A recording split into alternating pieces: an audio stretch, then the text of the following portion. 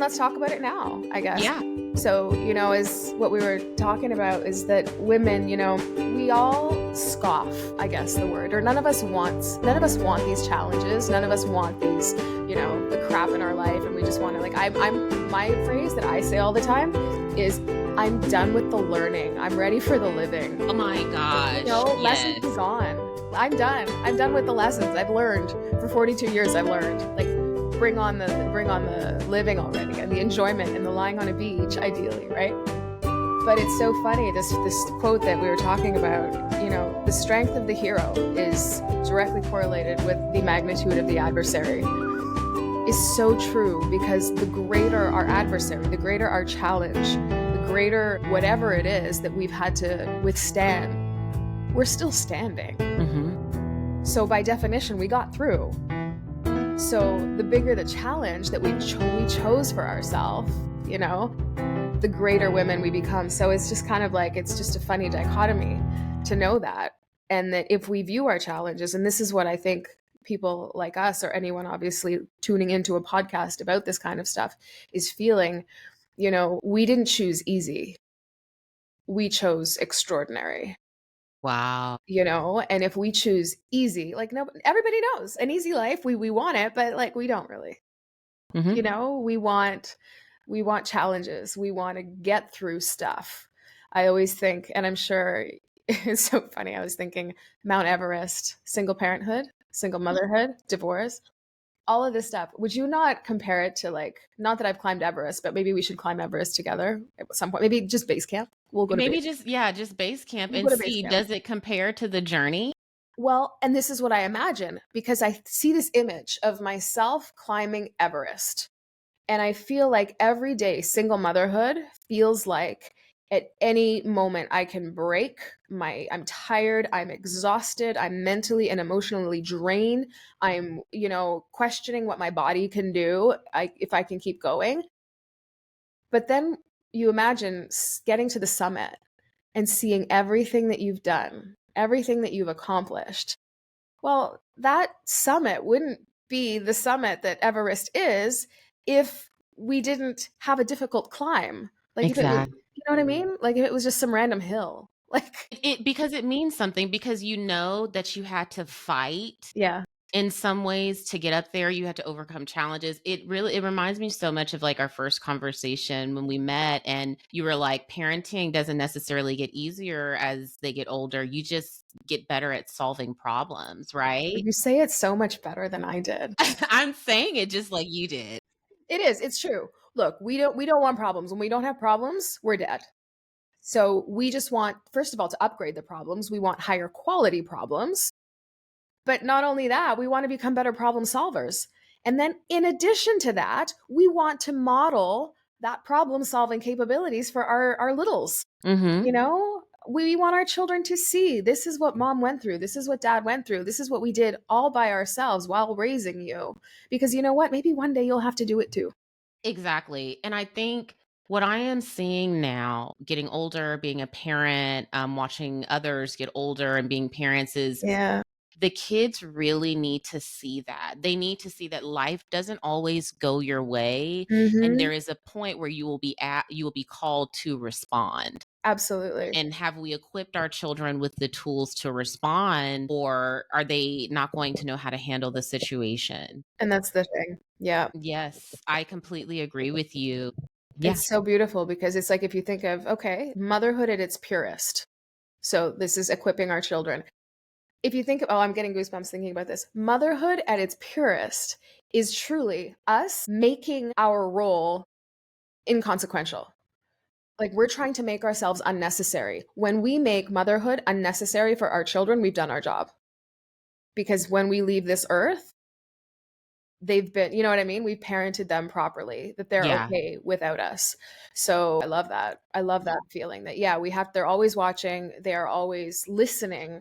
They are, and paying attention to how you're handling it, and I've noticed that with my daughter, she is 10. She's at the age, I feel like, where for myself, there were a lot of critical pieces happening for me that really shaped my identity, and so I am Before as a child, when you were a as a child? child, Yep, yes, as a child. So I'm like, there are some experiences I don't want her exposed to or to have to really go through.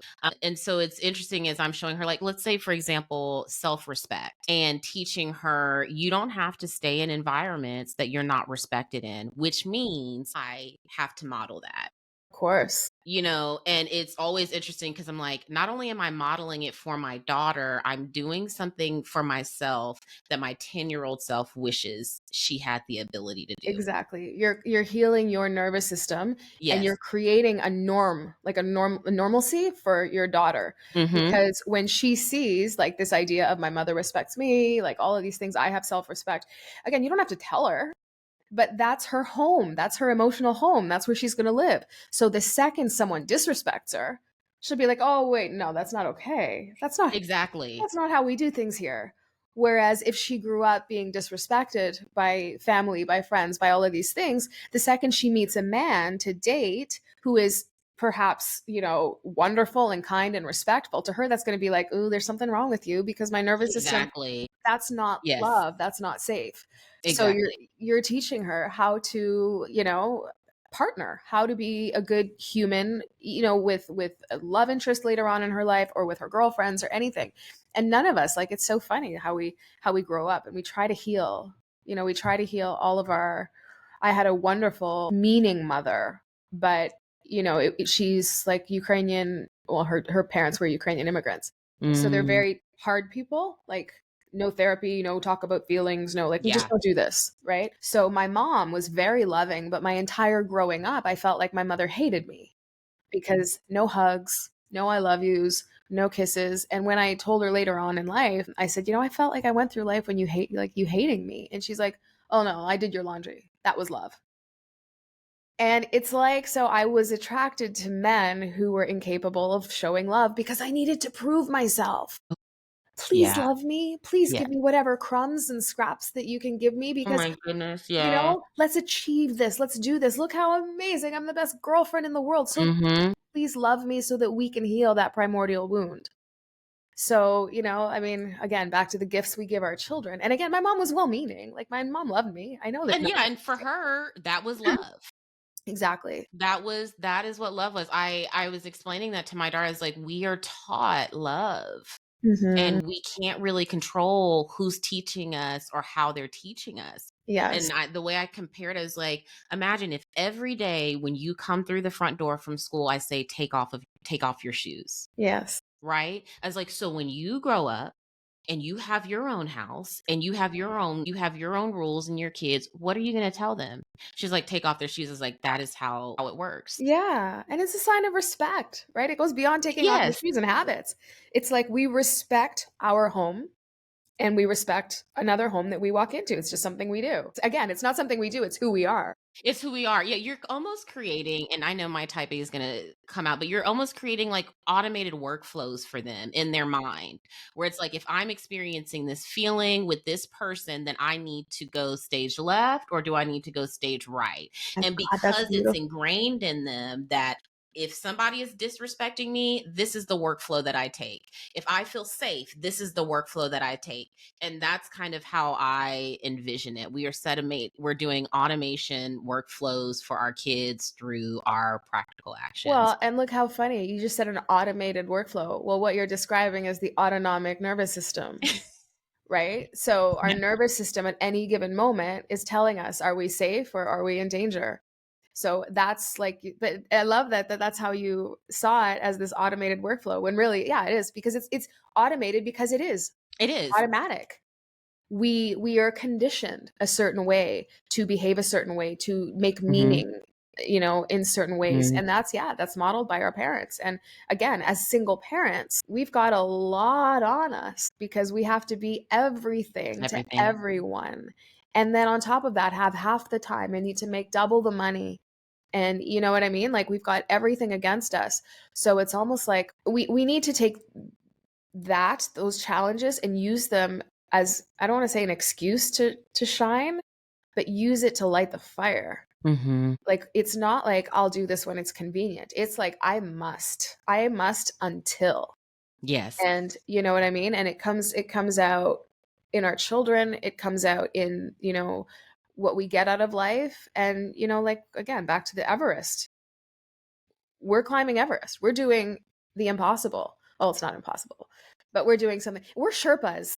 Yeah. You and me are the Sherpas.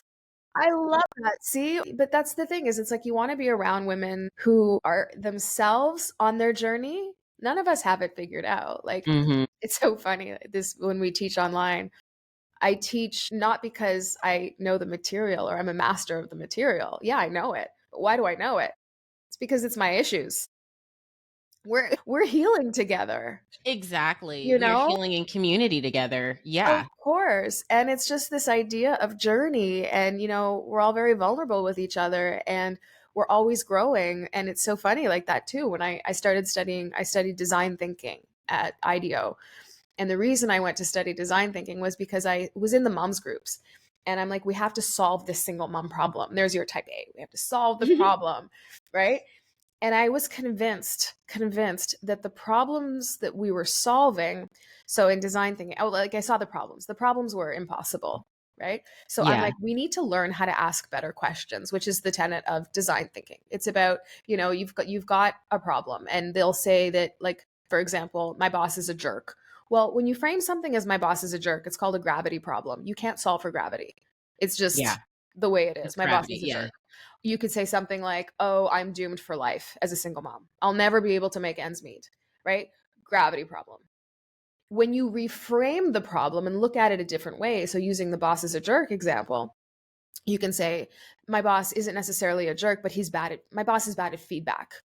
Okay, that works. Because when you say my boss is bad at feedback, it opens up a whole slew of solutions for you. Mhm. Like, we did a finance class and we talked about this because one of the girls, and it was funny, she posted, and it was perfect for this talk. She posted in the group this picture of, I think it was Jodie Foster. I mean, who knows if it was Jodie Yeah. Foster that said this, but I was right before a finance talk I was going to give. And she said that this picture, it said, the finance industry is so complicated and it's all these crazy derivatives. And the reason it's done is it's done by these selfish people who want to essentially take all of our money and not let us participate in the market. Mm. So it's so funny. I opened that talk with, okay, it's fantastic that this was posted because I used to think that too. And it's not totally untrue. But here's the thing. When you think that the financial industry is this horrible industry that's out to take your money, there's no solving for that. What's the solving for that? You don't participate. And well, who does that hurt? Like, you know what I mean? I don't invest. Yeah. That's your problem. If instead you'd said, like, what's the real problem here, right? That was the gravity problem. The real problem is that I don't understand. So when you reframe from the financial industry is this terrible place that I can never have a chance at winning to, I just don't understand the financial industry. Well, right away, I can get a financial coach. I can get an advisor. I can read a book a day. I can listen to a podcast. I can do this. I can become an investor. So it's like all of these things. It's just by just this tiny little reframe, we open up all these possibilities. And in that particular talk, we went on. I told the girls, I go, look, I went years. I did the CFA designation. I studied finance. I studied behavioral finance. I studied financial abuse recovery. You name it. Finance was, everything for me. And I'll tell you why next, actually. But, I said, there are certain derivative, complicated butterfly spread, crazy strategy, whatever, like options strategies that are very complicated and they aren't for us. But that's not the game we're playing. I love that That's you not, said that. yeah, that's not our game. So for any woman who thinks that the financial industry is too complicated for her, she's not out there making not theoretical, but making like bonds to offset a pension fund's liability obligations. She's not doing that. She's doing boring, responsible, automatic, S&P 500, you know what I mean? Like simple investments over time. That's her game. That's the Yes. one she's playing. And that takes reading a book. Like, that's all you need to do. You need someone to tell you, buy the S&P 500, set it, forget it, go for it. You'll do better than 95% of the people out there. I love that you said that because I do feel like, especially in the finance space, it can become overwhelming and you're focused more of the problem of this is overwhelming versus the solution, which is you just need to be educated and you need to make sure you're simplifying it for your pathway. Yes. And I And the think that's so education, oh, sorry. critical. Remember the education. Sorry, I interrupted you there. You're okay. No, shall we talk? So this is when you said the education. This is where, okay, this is, I get very, very passionate about this. So we have more financial education than ever out there, right? There's everybody, there's financial education, financial literacy, as they say, isn't the problem. The problem, I believe, because we're poorer than ever, but there's more access to information than we've ever had before. There's also vehicles that allow us to responsibly invest now that didn't exist before. The problem is that we've been traumatized by money. And the problem is that, again, as a single parent who's afraid to open a bill, whose only experience of money is that money destroys families, the second you start even talking about money, they go like this. I definitely understand that. It's that nervous system response. This isn't safe. Well, when you believe money isn't safe, or that people with money somehow did it on the backs of like innocent poor people, or if you believe that, money is the root of all evil, or that we're too stupid to, invest in all these things, or that it's a zero sum game, you're not going to even listen. So first you need to address your nervous system and think, where did my money beliefs come from? What's my first memory of money? My memory of money, I remember my parents fighting over it. Mhm. So, you know what I mean? Like there was never my first, actually funny now that we're talking about it, my first memory of money was I went to a school, an elementary school where people had means and we were middle class. Like we didn't go hungry, but there wasn't any money to buy like nice fashion.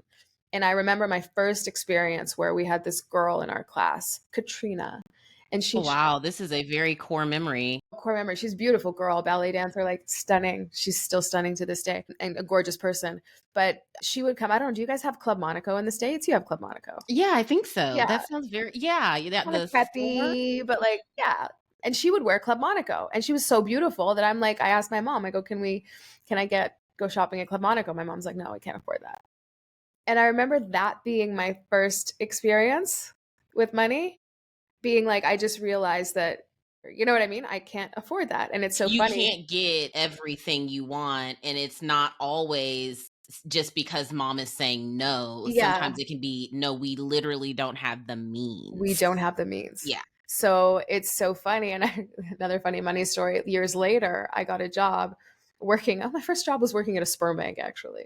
And that's a whole my life went crazy when I realized my first job was at 15 working. My uncle was a very famous reproductive biologist. Okay, I was like, Yeah. the He was, audience is gonna need some context for I that know, because I you just know. dropped that one on us. It's one like, yeah, sperm bank. Life goes insane. No, he was a professor at the University of Toronto, very well known reproductive biologist, invented very sort of, the in vitro fertilization, ICSI. He did like he had his hand in that. And he was very, very well known. So I worked at his clinic at the sperm bank. So now I've lost my train of thought. What was the point I was trying to make? Your money I story. was making money. So when all of my contemporaries were working at McDonald's, making what at the time was probably $5 minimum wage, I was making 15 an hour, Mm. and it was huge money. And I remember the first paycheck I had for myself, I put it in the bank, and where did I spend it? Gianni Versace. Oh, you went big. I went big. I'm like, I bought a pair of white pants with a clear stripe on the side and this beautiful black like silk top that I had for a decade. And I bought Versace, baby, with my $800 paycheck. And I bought $800 worth of a shirt and pants at the time, which would have been like maybe $5,000 today. But it's so Yeah. funny how like we swing, right? The pendulum swings, but it just goes to show like where, and for your listeners too, right? These are my stories. But I hope that by telling them, it might be like, what are your money stories? And whose stories are they really? Mm. Like, are they ours, or were they put to us? Like, very common in the single mom community.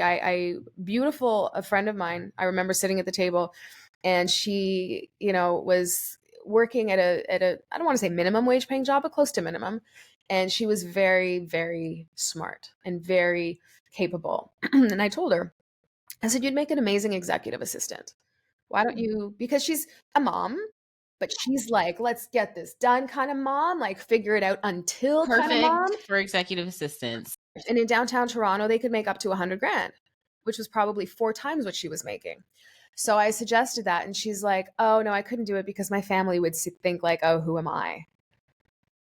Like, who is she?" And my family wouldn't like me because they'd be like, "Oh, you think you're better than us." Yeah, That now, where, okay, again, you think you're better than us. How does that? How many people have been told or are afraid to shine, dim their glow just to make the people around them feel brighter? exactly. You Or know? like you were talking about earlier, right? Because they might not be doing it, they're triggered by you Yeah. taking that leap of faith. And I think it goes back to like whose story is it anyways and what our relationship is with money. Yeah. I know that we jumped into the conversation for the audience. I know you have been in the single parent space and you have definitely been supporting finance in the finance realm as well. So, kind of tell us a little bit about your community and Yeah. how you support the women within your community.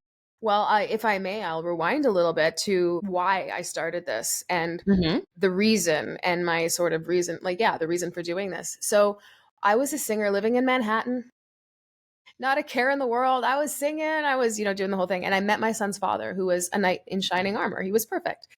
And it was very quick. We hear all about the love bombing and stuff now, but that wasn't a thing back then. It was just like, oh my God, how could I be so lucky to get this amazing guy? And I got pregnant by mistake. However, I call my son the Beautiful Oops from a Jamie Lee Curtis book that she wrote, a gorgeous book Oh, called I The love Beautiful that, the Oops. beautiful oop. Beautiful Oops. I was 28 at the time. So, at this point, it was like, and I loved my partner. I thought he was wonderful. He was perfect. So I'm like, you know what? I can do this at 28. And he says to me, I'll run everything. You can be a songwriter and all of this. Everything would be great. Well, things turned very quickly. And he took all of my money. He essentially, just not there, had, whatever. But when he left, he said to me, and this is where the story kind of turns and why this will all make sense. He said, if you ever come after me for child support, I will tell the judge you're so stupid with money that I will have your child taken from you. So I wasn't a stupid woman. I was a musician. I was very smart, but I did know nothing about money. I knew nothing about business. And all I knew was my voice, contrary to what it sounds like today. But, anyways, all I knew was my voice. So, in that moment, right, when you think of nervous system, and we all have these moments that are extremely emotional, all I could think of in my head was, oh my God, if only I had been smarter, if only I knew about money, this wouldn't Yeah. have happened. So I had this part of me, if this community knows the internal family systems work, body of work, Richard Schwartz, the bad parts, we have these various parts of us that come out when something traumatic happens. So again, we call her Nonstop Nancy. She came out because she's like, oh my God, I need to learn everything about everything. I taught myself how to speed read so that I could read a book a day. I went crazy. I started a commerce degree at the University of Toronto, which is like the toughest degree in Canada to get, the BCom there. Then I did the CFA designation, which makes me a chartered financial analyst. I was working 2 jobs in finance and capital markets. And then at this time, I'm already kind of crazy. My ex decides, because at the time he owed $500,000 in backdated child support, he decided to start litigation against me because he wanted to choke me and say that, like, he says, you're going to say I owe you nothing or I will bankrupt you in legal fees. So in my ignorance, I'm like, oh, whatever, they'll see through you. Well, the second you tout parental alienation, the courts take it seriously. So it didn't matter that this guy didn't even so much as ever send his kid a Christmas present or a birthday present or a message. They would hear it. There was a So, claim, yeah. so in this period of time, here I am doing everything right. Add to that $200,000 of legal fees. So I'm in this position where I'm thinking, oh my God, I am working 2 full-time jobs in finance so that I can finance the services I need to keep me afloat. So my lawyer, my therapists, my functional doctor, my osteopath, like you name it, right? I needed all these things to work because I had to function. So I go, I'm working myself to death to finance these thousands and thousands and thousands of dollars worth of services to keep me working. And I'm like, there has to be a better way, which is how single parent redesign was born, right? I went to my lawyer, I went to my doctors, I went to my hypnotherapists, which is why we were talking about hypnotherapy earlier. I went to all of these people and I said, can we come together and make a suite of services for single parents where they could get the best chance to thrive? right? Because a lot of like it's just ironic. I guess it's ironic would be the right word. The very things that we need to live our best lives and the support services that we need, we're priced out of. Yes, That's a completely problem. agree. That's a huge problem. A single mother who's struggling with her mental health and all of this because she's been traumatized, she can't afford the therapy that she needs. There's all kinds of amazing services out there right now. Like we said, the IFS, internal family systems, there's ketamine therapy. Yes. You guys have that in the States for sure. In Toronto, I tried my first ketamine therapy a few weeks ago, $100. Who can afford that? Yes. You know what I mean? So all of these things, I thought, well, let's come together. Let's get amazing practitioners. My lawyer who's on right now, we're looking for someone in the States right now, but she is Supreme Court of Canada. She's precedent setting lawyer. She's phenomenal. She's on. We've got my hypnotherapist. We have a recruiter who's a huge recruiter here in Toronto. She actually comes online with the girls and rewrites resumes with them live. These are crazy services. Yes. So that's what we did. We started the subscription service. And for $38 Canadian, which is like $4 US right now, no, it's about 20, 24 maybe, you get access to this suite of services. And not only do you get access to the services, but the best part is you're in a community of women who aren't doom and gloom. These women Yes. have gone through, as Marianne Williamson always says, we become, when you become a woman, when you can say to the words, I've been through hell and back. Wow. That's from princess to queen, she says in A Woman's Worth. Is Mm. is we have oh I love Marianne. Yeah, she just says these things and it's like, yeah, from slave girl to queen or from princess to queen. It's when you can say I've been through hell and back. So it's these women who support each other and who lift each other up. And like we were saying, standards. They hold each other to a higher standard. And they're the kind of women that sit at the bottom of the well and say, okay, sweetheart. They sit with you and they say, okay, you know what? What have you gone through? This is terrible. Let's grieve together. I will hold your hand as we grieve together. How long do you need? 5 days, 3 months, maybe 6 months? Okay. And then let's make a plan to get out. Let's not sit here and commiserate. Let's make a plan. Let's do this. So, yeah, we get together every week with a new practitioner, whether it's a therapist, whether it's, last week was hypno. Monday, we talked to the lawyer. The next week, I'm just doing open. I'm teaching everyone how to read fund facts sheets. So, when you buy an exchange traded fund, Mhm. they have what's called a fund facts sheet. So, I'm teaching everybody how to read one and Oh, I how love to, that. what to look at. And they're going to, basically say, what do you think of this ETF? And I can't, I guess, legally give my opinion. I mean, I can give my opinion. I can't say like, yeah, this is good for you and this one isn't, but I can say, teach someone how to read it and say, look, for example, this one's very common in what I see.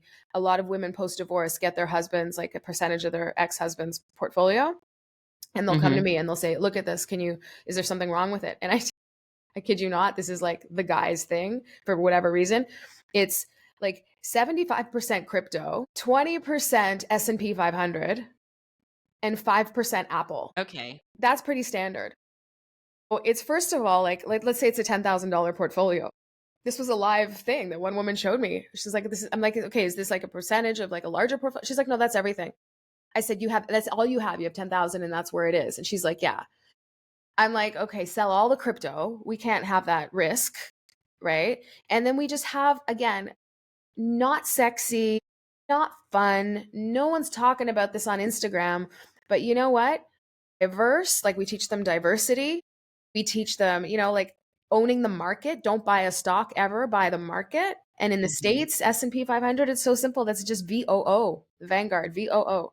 And that's all. And then by buying one share of VOO, you've got the 500 companies in there. So if one fails, you're being lifted by 499, like 499 of them. So that little bit of knowledge gets them in it. And what happens when you're in it? What happens when you're a shareholder? You're now an investor. Exactly. And when you're an investor, you see investment opportunities. You start to see value. You start to say, oh my God, I'm not making enough based on all the value that I'm providing my company. Let's talk about raises. And it's changing. So, what we're doing in this group and all the speakers that I have, and sort of, we have a core group. So, we've got like a group of practitioners that are on almost monthly, call it every 6 to 7 weeks.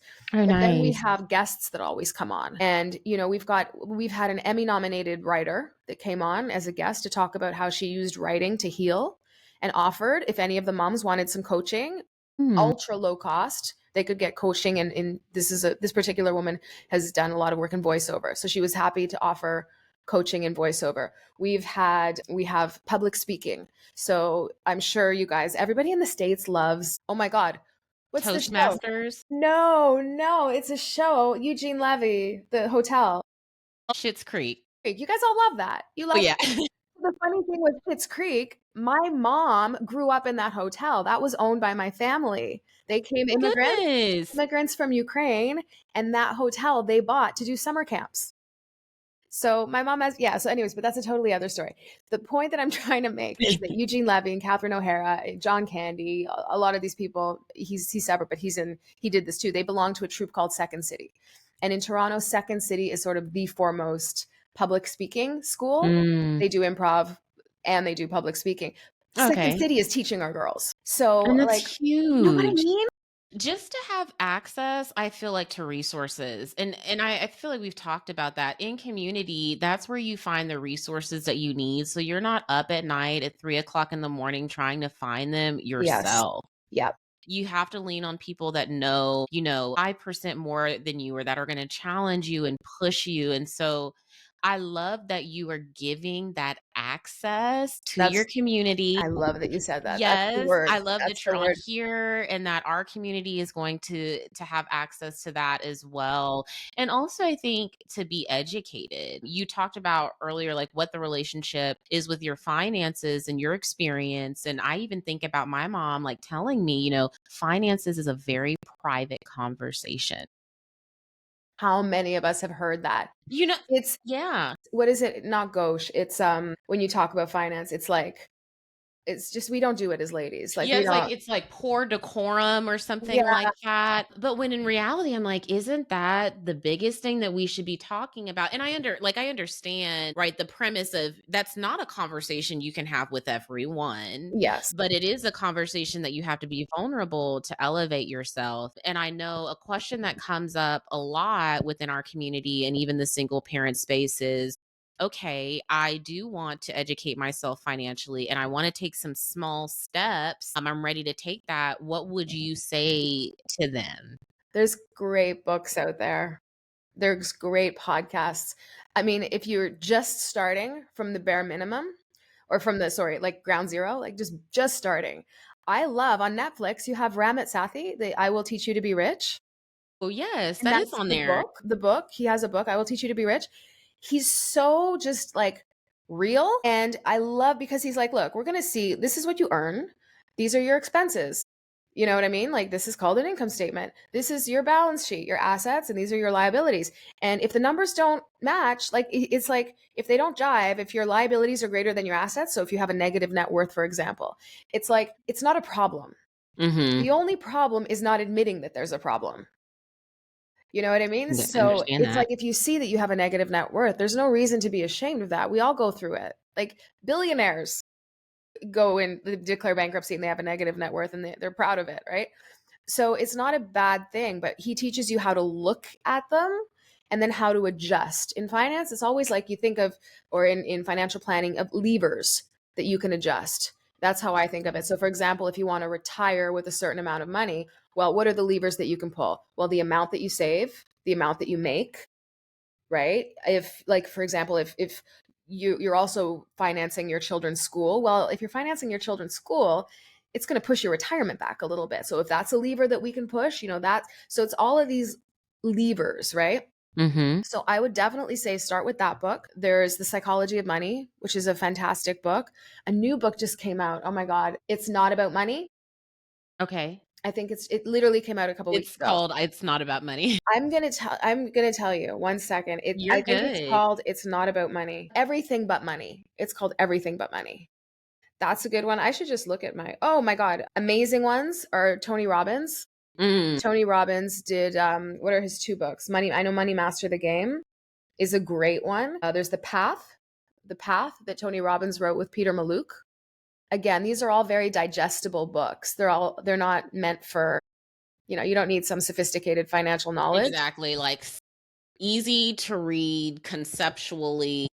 So easy, so easy. I'm literally scrolling through my thing here to give you a bunch of, we can put book recommendations in the chat afterwards. Yeah, I'm gonna put those in the show notes. So thank you for sharing those. And now on the investment piece, I know we talked a little bit about this offline, but and you Yes. mentioned it a little bit, that's always a key area for me. Like, where can I invest? Where can I make my money grow in my Mm, sleep? yes. Where can I make my money grow in my sleep? Yes, that's the goal. I mean, the goal is that we create what we like to call a money machine, which is making Mm-hmm. money in your sleep. We somehow, somewhere, again, those money stories, someone told us sometime somewhere that we had to trade time for dollars.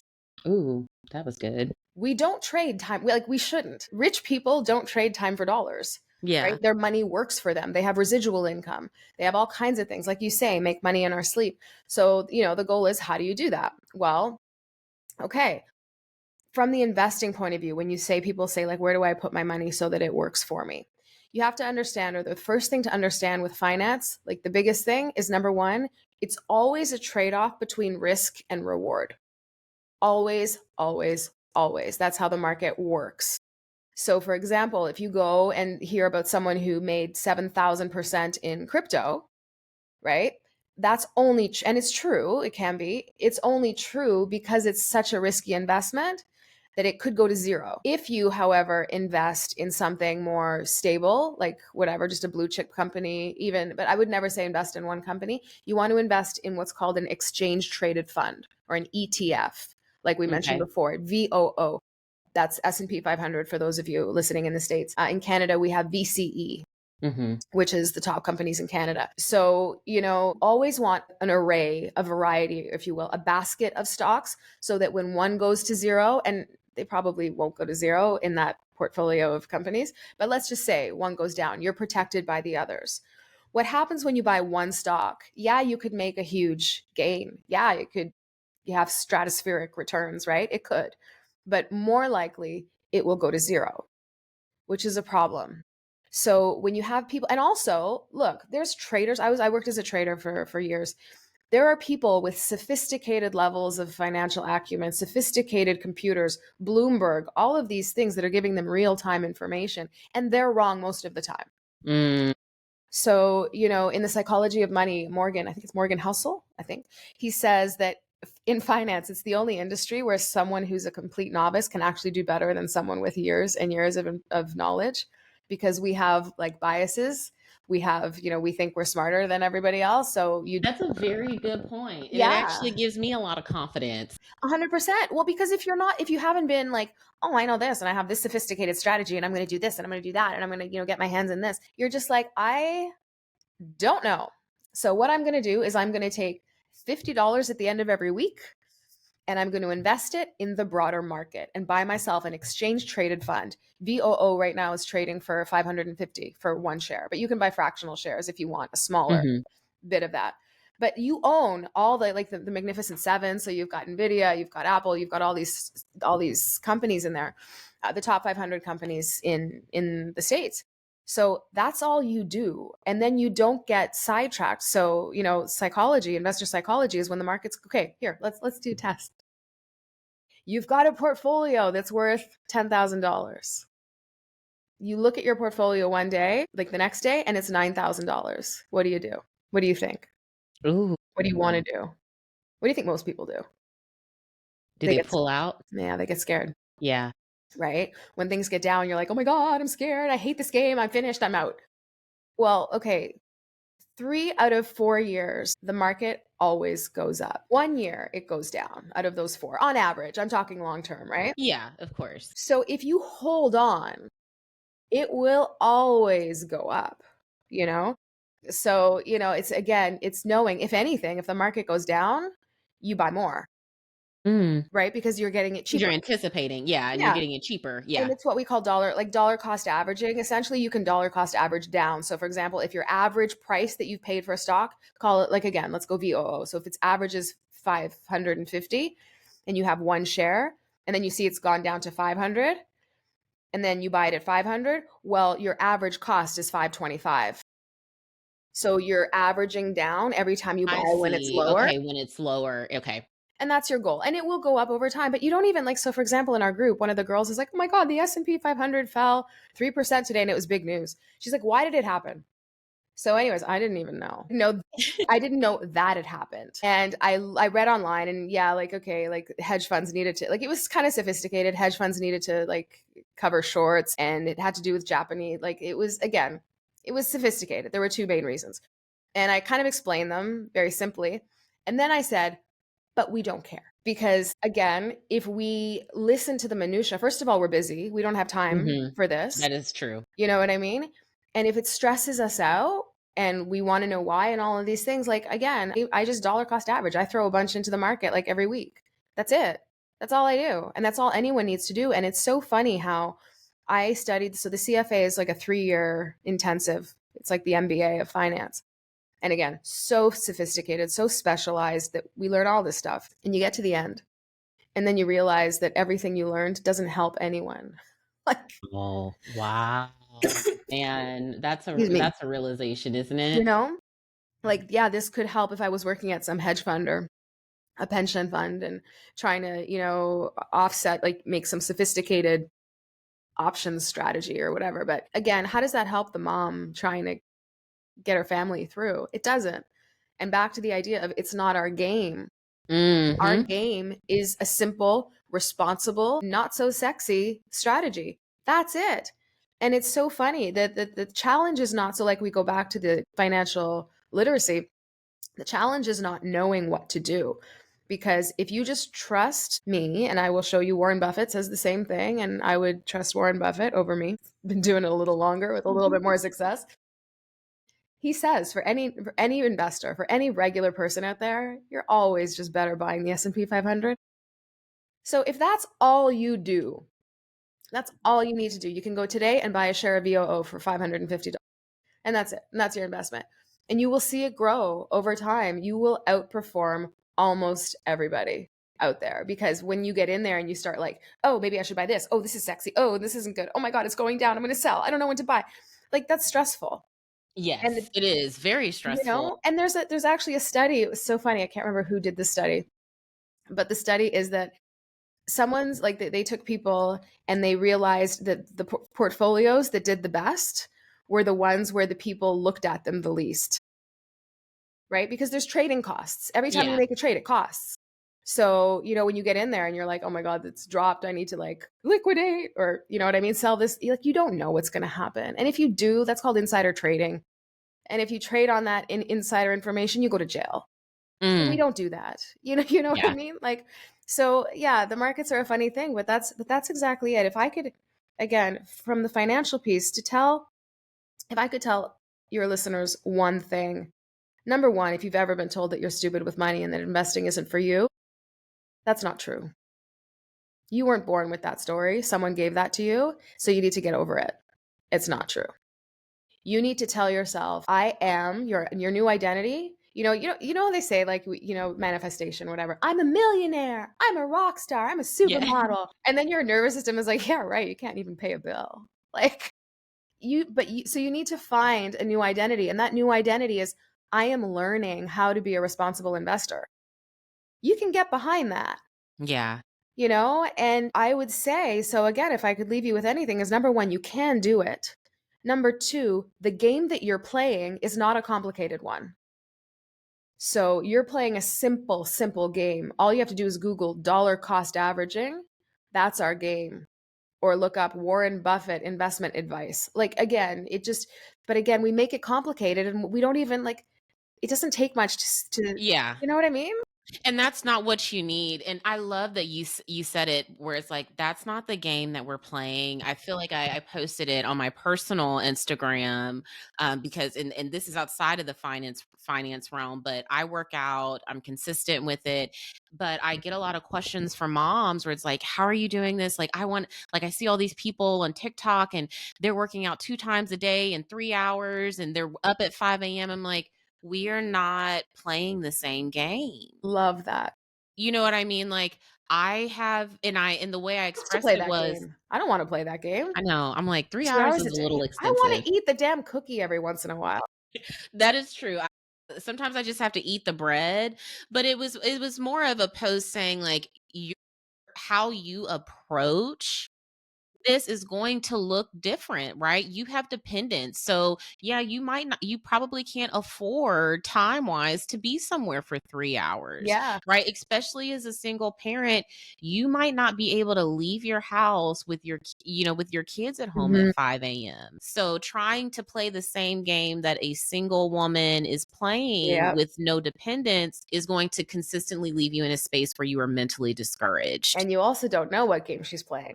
Yeah, you really don't know at the end You of the know what day. she's posting, but you don't know that that's not the same day, like, over and over again, and that she's just not eating, right? Like, we have no idea, and that's the thing is it's like we try to hold ourselves to some standard that's impossible, and the reason we do that is because this may be unpopular. I'm gonna try we all know deep down in our hearts that we're meant to be extraordinary, Yes. right?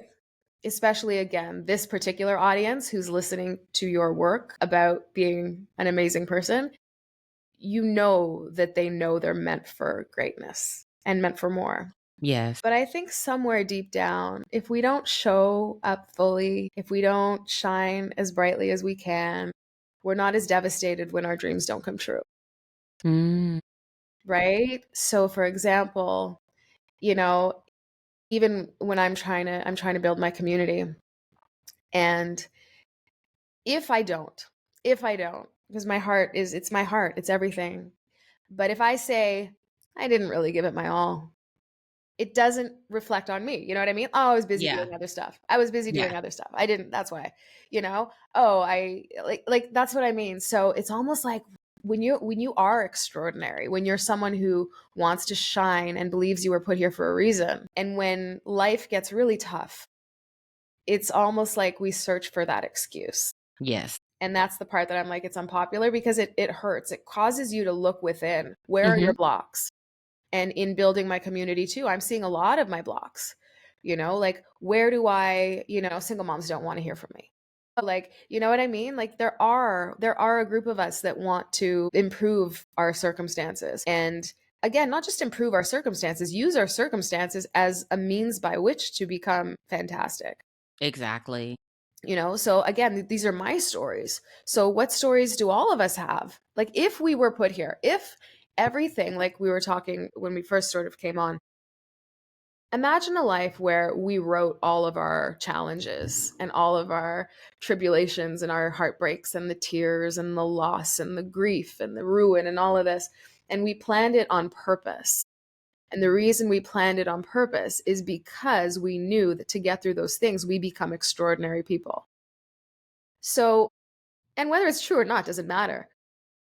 If you believe it to be true, how do you show up in the face of adversity? Totally different because you're like, oh, I put it there. You're here to teach me, in design thinking, what do we say? What in this situation am I not seeing? Like, what am Yeah. I not seeing? You become that person. Whereas if you just believe that the world is against you, like you, the creator, like whatever you believe, God, the field, void, whatever you believe is out there that's greater than you. Yet, your problems are worse than anybody's. You know what I mean? Like, yeah, Yeah. you're the one that God dumped on. Like, come on. And it's also like, how are you going to be able to really solve for that, right? The same thing we use the gravity example. Yeah. And so I think I love that challenge, especially for this space. Yes, I think this space is servicing women, right? We are wanting to elevate and use our circumstance to be a conduit to, whether it is kindness, whether we're trying to educate, Yeah. empower, there is purpose in every obstacle that we go through. And we have to ask ourselves, how are we going to show up and be the best version of ourselves? So I absolutely love that you said that in this space. And I know that it's definitely going to touch someone and heal someone. So I want to also make sure that everybody knows where to find you. Yeah. Thanks. So our site is called Single Parent Redesign. And it's .com, singleparentredesign.com. And the Instagram is exactly the same. Excuse me. at Single Parent Redesign. And you can reach out to me. You can email me through the site. You'll see there's the members site. So if you wanted, there's a 14-day trial on the membership. And again, we'll put in all kinds of coupon codes to get a discount from that after the fact. And you can read that in the show notes. But send me a message. I want to hear from you. I want to get to know you. I want to know your story. It's important. One thing that we've realized in this sisterhood is that even though all the stories are so unique, we all have a common thread. Yes, we do. Right? That goes through us. So it's amazing. Again, like our girls are not the kind of girls that are like commiserating on the problems. They're the ones when a sister has a problem, they swoop in like Wonder Woman. We're going to lift you up. We're going to do this. So yeah, singleparentredesign.com. My name is Talia. I would love to, again, I'd be honored to take you up this mountain as your Sherpa. Well, I love that. And we have come full circle. Talia, thank you so much for joining. Yes. For the audience, this is the power of community, social media. We met through Facebook networking group, and then it just kind of spearheaded from there. And I think your knowledge and your spirit resonated. So I appreciate you bringing that into this space. I know that I'm learning from it, and I can't wait to just grow in life with you. I know. I have to come visit you. And I have to come visit you. We have 2 trips. You've got a home in Toronto anytime. I have space. Here. Oh, I love that. Well, thank you so much. Everybody, I will see you next Tuesday. Thank you so much for joining. Thank you. Bye, everybody. Bye.